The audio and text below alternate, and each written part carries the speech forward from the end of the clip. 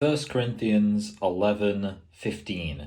But if a woman have long hair, it is a glory to her, for her hair is given her for a covering. A lot of people think that Christian women should be wearing head coverings, and they think that this is like a difficult issue for Christians who don't engage in that practice to deal with. I don't know what they're talking about. The Bible is pretty clear that a woman's long hair is given to her for a covering. I don't really know how much I have to say here because I think the text pretty much speaks for itself. Although it's worth noting, there is nuance here, but this is a YouTube short and I'll have to get into that as I cover other verses. I'm just taking this verse by verse. But this verse I think is pretty undeniable. It's saying that her hair is given to her for a covering. The only argument you could really make is you could say, well, it's a covering, but she needs another covering on top of that. But then Paul's talking about how a woman needs to be covered. So if she has a covering, then she's covered. There's no issue there. The interesting thing about this is it means the idea that they have at Catholic churches that you can't wear a hat when you're in there is wrong. Now, I've been to a lot of Catholic churches and I'm almost always wearing a hat as I walk in because I go to Catholic countries on holiday to sightsee. And when I'm on holiday, I'm going to be wearing a hat because if it's a Catholic country, it's probably hot and I want to keep the sun out of my eyes. And I'm happy to observe religious customs. I almost take pride in the fact that as soon as I pass through that door, take my hat off.